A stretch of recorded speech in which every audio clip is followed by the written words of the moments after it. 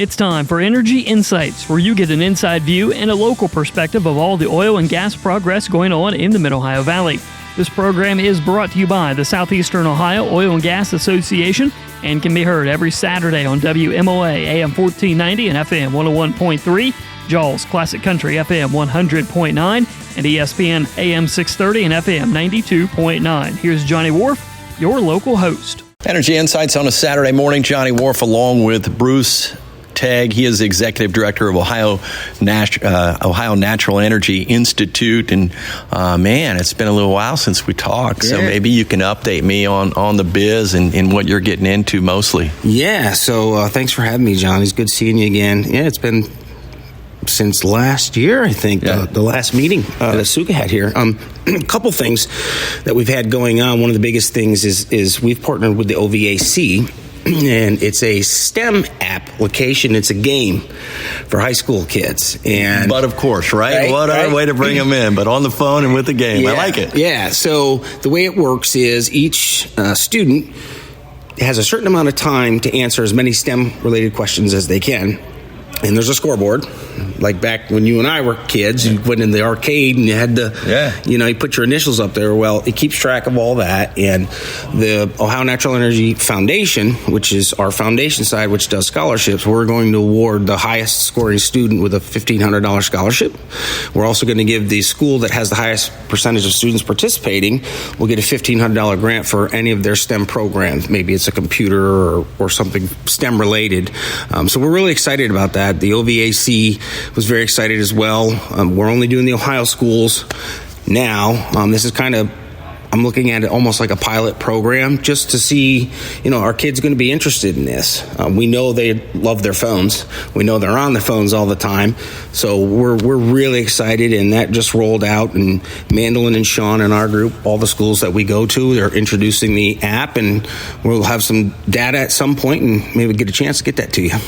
Bruce Tague is our guest executive director of the Ohio Natural Energy Institute. So does this come out of a board meeting or a group meeting? Because I think all businesses, and certainly mine in the radio, trying to engage the younger generation into how they might fit into what we're doing. So I love this. How did it come about? So as you know, Johnny, we go into schools. We have K through 12 curriculum that aligns with Ohio State curriculum.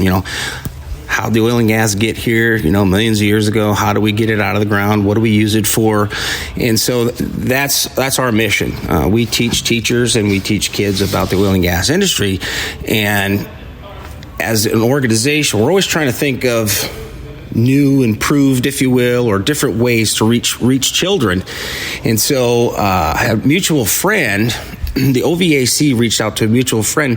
They do sponsorships. I'm sure you're well aware of the OVAC. They have the big rivalry games and all that. And they initially reached out to them about sponsoring one of the big events, either a cheerleading contest or one of the rivalry football games. And the mutual friend reached out to me. He said, is this something that One Eye would be interested in? And I was looking at it, and they had a first responder night. As you know, we actually have our Go Safer trainings are coming up for first responders and some industry training. And I was kind of looking at the first responder sponsorship night. And down in the corner, I saw this thing that said STEM Challenge. And my eyes just went, what? So I read it, and again, like I described, it's this app. So I went to the operating committee. That's most people call it a board. With us, it's called the operating committee. And I pitched it to them and said, I think this is a good way to get more students engaged in STEM. And what better way to do it than on the phone where everyone has one, and these kids seem to not be able to part with them. So that's how it came to fruition. And like I said, we just rolled it out a couple weeks ago, and we're going to start to get some data in and see how it's going. All right. So what's it look like if somebody went to an app store to get it? It's only the participating schools. Oh, okay. So the school will give the URL to the students that want to participate. And we're really excited about it. I think it's, to reach kids today is a lot different than when you and I were growing up. And any tool that we could use, I'm all for it. So the reference Bruce made to One Eye is Ohio Natural Energy Institute. So I just want to let the listeners know that. I want to thank you for your time, Bruce. Sure. Bruce Tague, Executive Director of the Ohio Natural Energy Institute. One Eye with us on Energy Insights, brought to you by the Southeastern Ohio Oil and Gas Association. And we had spoken at one time about how we get young people engaged, and so you referenced about initially getting them interested and then telling them about the history of, but what we didn't get to talk about is what we're moving toward in terms of bringing history right into the where our feet are, right? So talk a little bit about what you guys are working towards with that. So a couple months ago, we hired a young lady new to the Institute, and her and Sean were coming back from a school presentation, and Mandolin said to Sean, "What's the Thorla McKee well site?" And they had passed it on the highway, and Sean said, "Well, I'll show you, and I'll give you a little bit of history about the first well." Yes. Some people try to claim it's the Thorla McKee well. Thorla and McKee were looking for salt. They saw some deer licking at the ground, and they went over there to find brine water, and they found oil. So Sean and Mandolin went, and they brought some pictures back to the office, and the well itself, it was a challenge for the county commissioners and a challenge for the Historical Society, just money to maintain it.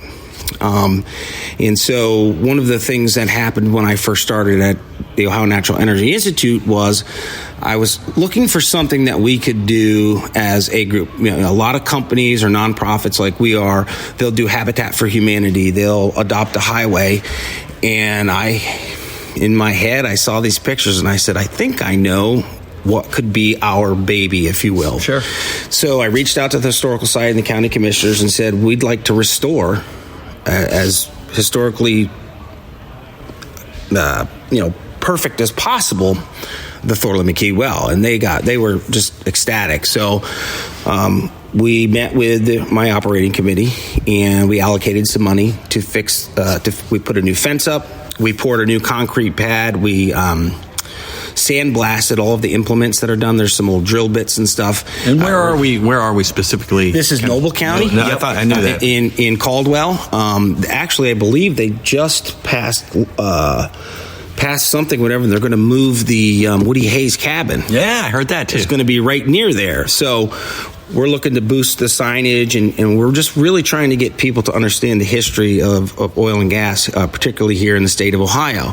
So we're really excited about that. And then the second phase is we're going to work with local producers and groups like Suga and other companies in the oil and gas business to create a walking outdoor museum. So we'll have kiosks that give the history of the well, and then right on up to present day. Like there's an old rail car there. Back in the day, that was your midstream, right? Oh, yeah. Barrels of oil would be on a train car, they'd go somewhere. Now we have pipelines. So we want to try to get not only the history of the well, but kind of explain the oil and gas industry as a whole, from that first well being found in 1814 right here in Noble County, Ohio, to where we're at, to global production and how stuff gets transported and all the products that we use every day that are petroleum based. So I get excited about this industry every week when I talk to somebody, but I just got a little more. I got to tell you, I feel this. That's a credit to you guys, and I love that it was a vision, and you sometimes you got to ask, and then you got to do, right? And that sounds like we're heading in the right direction. Well, if you don't have anything going on after today, it's only 15 minutes up the road, and go take a look. We're really excited about it. I know the county commissioners are. The Historical Society is ecstatic too. The Noble County, like most counties, they're always trying to figure out how to pay for everything. But without the oil and gas industry, a lot of these counties would be way, way, way behind than they, currently are. So I'd like to expand upon that too as well at some point. With us is Bruce Tague, Executive Director of the Ohio Natural Energy Institute. The show is Energy Insights, brought to you by the Southeastern Ohio Oil and Gas Association. So we're banging 11 counties here over our 5 signal network, and specifically in a previous show, we talked about how to engage young people. We talked about how to bring history back to where people's feet are, and you had mentioned that where would we be without the oil and gas industry? And I think a lot of times it's lost because we have everything here and we don't realize that without oil and gas we wouldn't have this, the toothbrush or the cell phone or all these things. But I think based on what we've gone through in this area, people are well aware of what it means to have that. Yeah, and we recently actually sat down with Guernsey County Commissioners, and I did an interview. Anyone can go on YouTube and find it, or go on our website, or follow us on our social media. We also recently finished one with the Noble County Commissioners, and you and I had talked in a previous session regarding the Thorley McKee well. We actually did the interview in front of the well itself, but interestingly enough, there was a lot of similarities with both counties, and I don't mean just that they're Appalachian counties and they're close to each other, but what the oil and gas industry has done for those 2 counties, it's hard for the everyday Joe and Betty Buckeye to kind of realize that. It's like we don't realize there's cell towers out there till I just mentioned it, and on the way you're home, you're going to text me later and say, Bruce, there's 50 cell towers between me and. So people don't really realize what's going on, but in these particular interviews, the county commissioners both said the increased revenue that the oil and gas industries are bringing into their counties is raising all boats. It's helping them pay for a fire truck or a new snowplow for the county or other investments. In Guernsey County, as I'm sure you're aware, there's the new Guernsey power plant. That's the first one east of the Mississippi, I believe. That's natural gas powered. It also has helped the locals when it comes to job opportunities. And both county commissioners, sets of county commissioners, told me that the same thing. They also told me that the local businesses are benefiting as well, because a lot of the producers want to try to do everything and anything they can local. And so your local hardware stores, your local diners, your hotels, your motels, they're all benefiting from this. And I think Ohio in particular learned years ago with the coal industry coming in, and there's ebbs and flows, that I think our producers today have a lot more, they're a little bit more keen to what the needs of the community that they're in, and they do fit in. They are one of us. They live here, they work here. And so as far as at least Guernsey County and Noble County, they're extremely happy with what we have right under the ground here in Ohio. All right. And then just a 30-second plug or insight on the foundation, because I don't it's one thing to get out there and do what you do. It's another thing to put it back in and then give it back out. Yeah. So the Institute itself, we're the education. We educate Ohioans and teachers. On the foundation side, the foundation is strictly set up for scholarships. So last year we gave out $50,000 in scholarships to 50 students going into the oil and gas industry. You don't have to be going in for petroleum engineering. Any job that has to do with the oil and gas industry, whether it's welding, petroleum engineering, anything like that, we provide scholarships. We actually just raised the amount.